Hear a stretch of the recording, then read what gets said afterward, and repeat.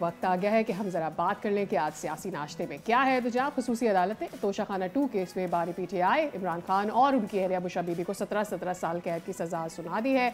और ये फैसला जब से आया है इस पर हर किस्म का रद्द अमल आ रहा है। खासतौर पर पीटीआई के फ्यूचर के बारे में बहुत ही बात हो रही है। तो इसी पर ले लेते हैं, हमारे साथ मौजूद हैं सीनियर तज्जियाकार और host for Bol news anchor person Batool Rajput, जिनसे हम बात करेंगे। अस्सलाम वालेकुम Batool, how are you feeling? First thing first, Toshakhana 2 case में 17 साल कैद सुना दी गई है बानी पीटीआई को, उनकी अहलिया को भी। इमरान खान पहले ही एक और करप्शन केस में भी सज़ा काट रहे हैं। So what do you think कि ये फैसला कानूनी अमल का तसलसल है या कोई सियासी टाइमिंग है? नए सवालात भी जन्म ले रहे हैं। जी हरगिज़ ये कानूनी अमल का तो तसलसल नहीं है। ये तो एक फ़ैक्ट है कि एक टारगेटेड कानूनी कार्रवाई चल रही है। उसमें इस केस में खैर वज़न तो बहुत है, लेकिन इसके साथ साथ एक ये भी सवाल बहुत अहम है कि पाकिस्तान में बहुत सारे ऐसे इदारे हैं, अफराद हैं, सियासतदान हैं, ब्यूरोक्रेट्स हैं, फॉर्मर आर्मी ऑफिसर्स हैं और लॉयर्स हैं जिन्होंने तोशाखाना से चीज़ें ली हैं। तो इसके साथ साथ अगर उनके ख़िलाफ़ भी कार्रवाई हो, तो अगर इमरान खान के हवाले से कोई फ़ैसला आ रहा है तो कोई उस पर सवाल नहीं करेगा। But on the other hand जितने साइज़ की सज़ाएँ सुनाई गई हैं, वहाँ पे ये कानूनी नुक्ता बहुत अहम है कि इतनी तो कि किसी इंसान की ज़िंदगी नहीं होती कि आपको 20-22 साल एक केस में उसको सज़ा दें, फिर 17 साल एक केस में उसको सज़ा दें। तो ये ह्यूमनली पॉसिबल नहीं है इस तरह की सज़ाएँ। पर एट द सेम टाइम हम इस बात को भी नज़रअंदाज नहीं कर सकते कि इसके पीछे पॉलिटिकल मोटिव्स भी होते हैं। इतनी जब लंबे दौरानी की सज़ाएँ होती हैं तो वो किसी भी वक्त बैकफुट पे भी जा सकते हैं इस तरह के decisions. But for the timing इस तरह के फ़ैसले ने पीटीआई को बहुत डिस्करेज किया है, क्योंकि पीटीआई के पास कोई हिकमत अमली नहीं है। लेकिन तोशाखाना केस उन चंद केसेस में से है जो इमरान खान के ख़िलाफ़ हैं और उसमें वज़न है, इसके ख़िलाफ़ कार्रवाई होनी चाहिए। But the way the imprisonment has been dealt, इस पर सवाल ज़रूर उठते हैं। अच्छा, अदालती फैसले में तो ये कहा गया है ना कि उम्र और दीगर अवामिल को मद्देनजर रखते हुए रियायत दी गई, लेकिन साथ ही सजाएं भारी जुर्माने भी आयद किए गए। ये तवाज़ुन की अलामत है या दोनों अतराफ को मुतमईन करने की कोशिश है? नहीं, मुझे लगता है कि इसमें हकीकत नहीं है। इमरान खान की उम्र देखते हुए जो सज़ाएँ उनकी दिए गए हैं, वो किसी भी इंसान की इतनी उम्र होती नहीं है अनटिल अनलेस वो कोई मॉन्क हो, क्योंकि तो सैकड़ों साल की उम्र चाहिए आपको इस तरह की सज़ाओं के लिए। But at the same time जो जुर्माने आयद किए गए हैं, मुझे लगता है कि वो जस्टिफाइड हैं। जुर्माने ज़रूर होते हैं, लेकिन आने वाले वक्त में पीटीआई इसके ख़िलाफ़ अपीलों में जाती है नहीं और उसकी अपीलें सुनी जाती हैं नहीं। ये बहुत अहम है, क्योंकि इससे पहले जो केसेस हैं उसमें तो हमने नहीं देखा कि पीटीआई की तरफ से जो अपीलें हैं वो एड्रेस हुई हैं। अच्छा, हुकूमत का मौक़िफ़ आपके सामने है कि फ़ैसला जो है वो शवाहिद की वजह से किया है, कानून की बुनियाद पर आया है।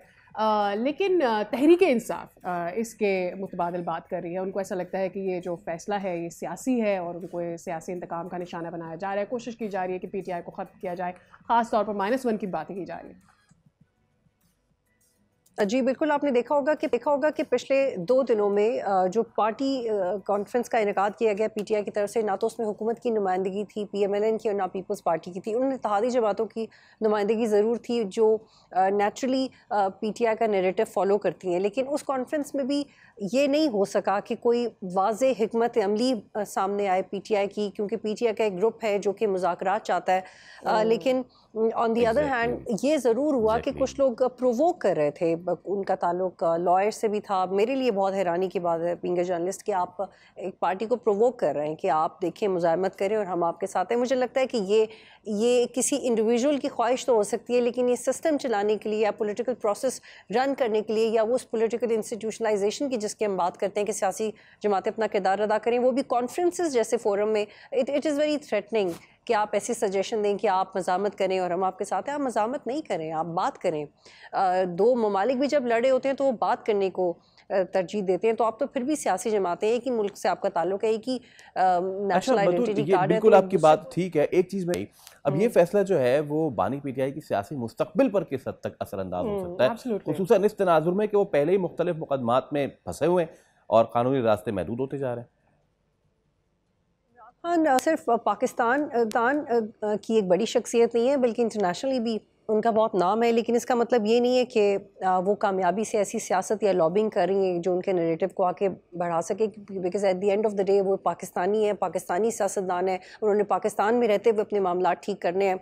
तो जब तक वो पाकिस्तान की सियासी जमातों, पाकिस्तान के इदारों को रिस्पेक्ट नहीं देंगे और वो ये कहेंगे कि आपकी तो इतनी हैसियत नहीं है, मैं आपसे बात नहीं कर सकता, किसी और से बात करूँगा, तो ये वो टोन है जो पीटीआई को सूट नहीं करती। पीटीआई के बहुत सारे लोग रियलाइज़ करते हैं कि इमरान खान को इसको चेंज करने की ज़रूरत है, जिसकी वजह से इमरान खान का सियासी मुस्तकबिल मुश्किल में ही रहेगा, क्योंकि ये इदारे भी कह चुके हैं, DGISPR अपनी प्रेस कॉन्फ्रेंस में भी कह चुके हैं और गवर्नमेंट भी बार बार कह चुकी है कि उनका रवैया बेहतर करने की ज़रूरत है। और इसमें कोई शक नहीं है कि जिस दिन इमरान खान ने लचक दिखाई या अपना रवैया बदला तो शायद उनके हालात भी बदल जाए।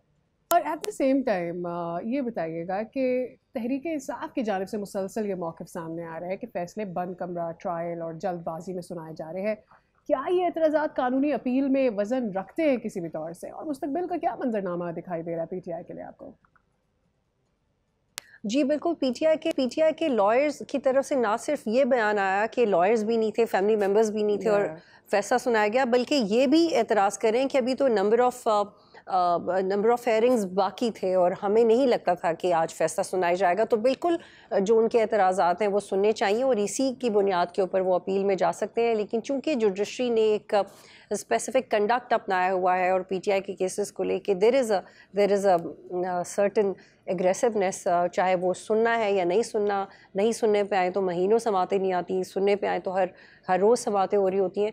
तो मुझे लगता है कि हेड्स ऑन है इदारों के दरमियान, जिसका नुकसान पीटीआई को इसलिए भी हो रहा है क्योंकि पीटीआई की अपनी लीडरशिप ही उसको सही तरह से गाइडेंस नहीं दे पा रही। और लॉयर्स ऐसे केसेस में ज़्यादा अच्छा परफॉर्म तब भी नहीं कर पाते जब उनके पास खुद सब्सटेंस ना हो लड़ने के लिए। जैसे फॉर एग्ज़ाम्पल जो पीटीआई के ऊपर केस था फॉरेन फंडिंग केस में, उसमें भी वो केस बनता था पीटीआई के ऊपर, लेकिन तब भी वो ये कहते थे कि बाकी पार्टियों को 2017 से आपने इंगेज क्यों नहीं किया। और इसी तरह जो तोशा खाना केस है, बट अब अगर आगे जाके GHQ का केस खुलता है या बाकी केसेस में सज़ाएँ होती हैं तो उसमें पीटीआई को सिर्फ अदालत में लड़ने की ज़रूरत नहीं बल्कि सियासी मैदान में आगे आने की ज़रूरत है। और अगर सियासी मैदान में पीटीआई कोई कुछ मार्क्स स्कोर कर ले तो डेफिनेटली उसके लिए अदालतों में भी आसानी हो जाएगी। ठीक है ball, thank you so much for your time. और देखने की बात ये भी है सादिया, इस सारे मामले में ना वो जो एक कॉन्फ्रेंस बुलाई गई थी अपोजिशन की, उन्होंने कहा जी फरवरी में इसको करेंगे। अब आप हैं पीटीआई और आपकी इन तमाम तर चीज़ों को लीड कर रहे हैं अल्लामा राजा नासिर अब्बास साहब, और आपने बार जो रखा है वो महमूद अचकज़ई पे रखा है। क्या पूछने वाले तो ये भी पूछ रहे हैं कि भाई आपकी अपनी पार्टी में कोई ऐसा नहीं है जो इस चीज़ को लीड करे। ये भी बहुत सारे फिर लोग फैसला साजी पे इस वक्त सवाल उठा रहे हैं कि फैसला करना किसने है, फैसला बैरिस्टर गौहर ने करना है, फैसला जेल के अंदर से आना है या फिर फैसला विद इन द फैमिली आना है। तो there are a lot of contradictions within the party. ये भी है कि फैसला जेल के अंदर से भी हो रहा होता है और फिर जब वो सुना दिया जाता है तो बाहर के लोग डिसाइड करते हैं कि अब उसको सुनाना किसने, कितना सुनाना है, कितना अंदर रखना है। तो ये भी बहुत सारी चीज़ें। सब्सक्राइब करें और बेल दबाएं ताकि कोई खबर रह न जाए।